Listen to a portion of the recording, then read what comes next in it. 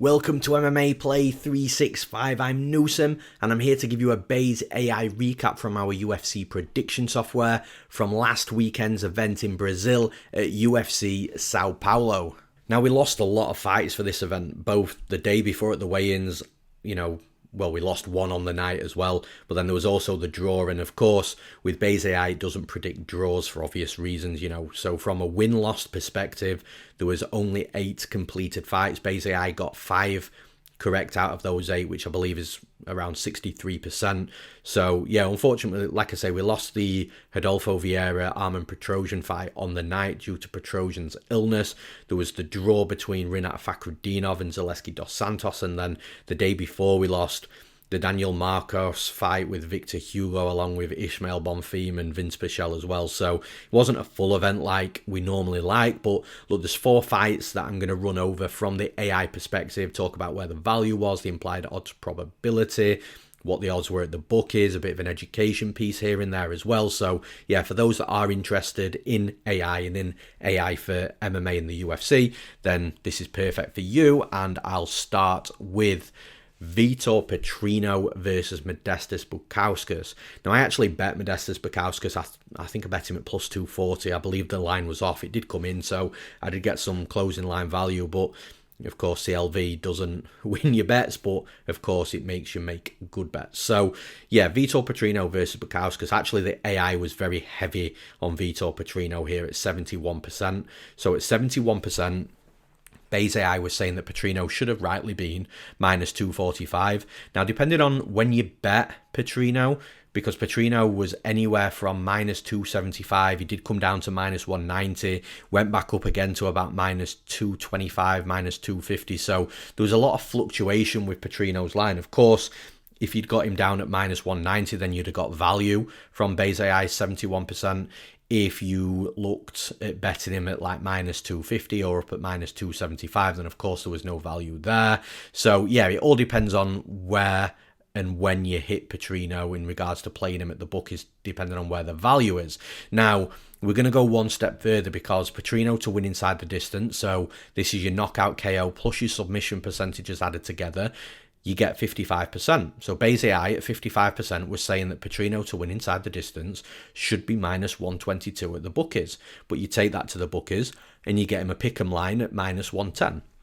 So you've actually got value on that. So look, the way you could have played this for the first 2 instances is if you've got value on the money line, great, at 71%, minus 190, minus 200 maybe, or even up to minus, like I say, up to minus 240. But if you've missed out on that value and Petrino's now sitting at minus 250, minus 275, then you look at the inside the distance, you're getting some value at minus 110. So that's how you would play the first 2. Now, you were going to go one step further because Petrino's got KO power, a ton of KOs. Now, Petrino to win by KO was 43%. So Base AI at 43% was saying that Petrino should be plus 133 to find the knockout against Bukauskas. But then you go and take that to the bookies and you're getting plus 220. So now you're getting a big line. This is the biggest gap in value from the implied odds probability to where you're getting your odds at the bookies. So again, if you wanted to play it this way, you could have tried to get Petrino value at Petrino's money line. Any outcome with the Petrino win wins your money. Then if you'd missed that, you could have tried the inside the distance. Maybe Petrino grabs a sub or club and subs on the mat. Petrino does look for takedowns. Maybe you don't want to take the risk of the KO specifically, but maybe you think, actually, I do want to take the risk of the KO specifically because he's got a ton of power and he is more likely to win by KO than submission. You're getting a big betting line and a ton of value. So overall, I think that even though Petrino was a relatively sized favourite, I think Base AI hit the nail on the head across all of these, from the win, the inside the distance, the KO. There's value there. Again, the first one with the money line depends on where and when you bet it during fight week, but all in all, I think it was a solid prediction from Base AI. Next fight to talk about, we've got Caio Borralho versus Magomedov. Now, Borralho to win Base AI had it 63%. Now, at 63%, the odds implied is minus 170. Now, if you looked on betting Borralho, you would have got anywhere between minus 250 to minus 300. So, straight away, there's no value there. This might be one of those bets where you know, Base AI has just influenced you to just stay away from it maybe. Of course, if you're betting fun parlays and stuff like that, then it'd have been a good bet to throw in with it being 63%. But if you are somebody that bets more long term, using betting theory, Kelly criteria, and all that sort of stuff, this might have been one of those bets where you just passed if you're using Bayes AI's predictions to help aid your bets. So yeah, there was no value in Borralho to win from the moneyline perspective. Now we're going to go one step further, and I actually like this a lot. There's no value in this either, by the way. This is probably one of those clear fights that if you're using Bayes AI, you stay away from. But Borralho's got power, and he's also got a nasty submission game as well. But what I liked is Bayes AI actually had Borralho's decision favoured at 29%. Now at 29%, the odds implied is plus 245. If you look at Borralho decision, you're only getting plus 215. So there's no value there from the odds perspective with the implied, when you're matching it with the implied probability. But I just really liked that Bayes AI got the pick correct and also got the decision, the method of victory correct against a fighter who is explosive, hits hard, and has a good submission game. So yeah, there was no value there for those that play the long-term game. Like I said, for those that play fun parlays and you're just listing the highest percentages in parlays, that would have been perfect for you and would have cashed a parlay leg. But all in all, I do think that Bayes AI did a good job of recognising, obviously, the Borralho win, but then the decision method of victory as well. Another fight to talk about, we had the rematch, Rodrigo Nascimento versus Jailton Almeida. Bayes AI had Nascimento to win at 58%. Now, at 58%, the odds implied is minus 138. And at the bookies, you'd have got minus 170 to minus 200. I think at some books, he went to like minus 220, minus 225 as well. So, look, again, there's no value there. The reason it's mentioned is just because at 58%, it might have been one of those fights that people threw in a fun parlay, especially because they'd already fought before. Nascimento had already won, and not a lot really changed between both fighters, apart from Maze's takedown defense seemed a little bit better, but I bet Nascimento 3.5 units, very confident on him.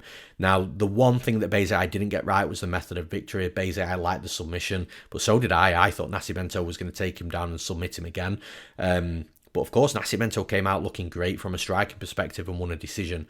So actually, the knockout was probably more likely from what I saw than the submission, but it was the decision that Nascimento won. So Bayes AI wasn't quite there with that, but like I said, from a fun gambler's perspective, Nascimento would have been a good parlay leg to throw in and, you know, cashed relatively easily as well, even though it's always a sweat with UFC heavyweights. And finally, the last one we're going to talk about was, in my opinion, the shock of the night. Like, this was a real shock, and even though Bayes AI went relatively heavily on the wrong side, so this is technically an incorrect prediction, this is one for you guys that look to play the long-term game, look for implied probabilities, and trying to make value bets, which making value bets long-term will more often than not make you profitable. So Nicolas Dalby versus Gabriel Bonfim.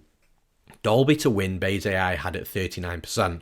So again, I reiterate, this is an incorrect prediction from Bayes AI. However, 39% odds implied plus 156.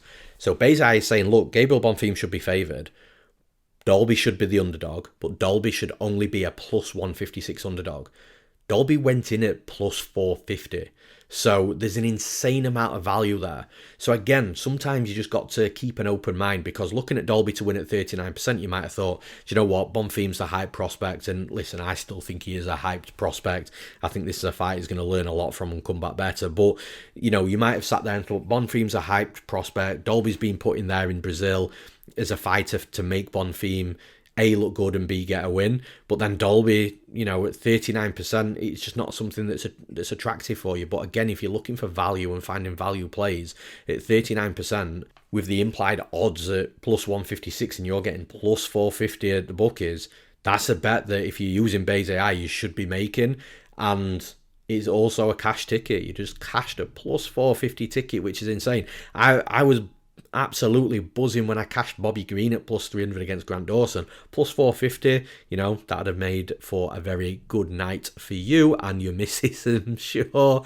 But yeah, look, that's definitely one of the education pieces, because sometimes, even though 39% isn't a pretty number, you're getting good value at the bookies. So for me, although it's an incorrect prediction from Bayes AI, it was a really good prediction at the same time.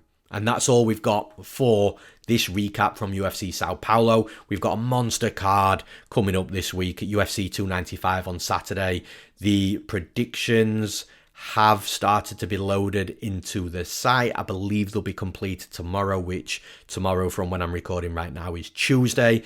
And there's some good underdogs in there as well. I will reveal that much at least. So yeah, if you're interested in the AI, you want to see the predictions for the Monster card next weekend, go to MMAPlay365.com. Get a subscription, $4.99 for the one event, $9.99 for the month, or $99.99 for the entire year. And of course, next week we'll be back again to recap the UFC 295 card, see where Bayes I was right, where it was wrong, where there was value, the education, all that fun stuff that we get every single week. I'm Newsome. Thanks for listening. We'll see you back for the UFC 295 recap next week.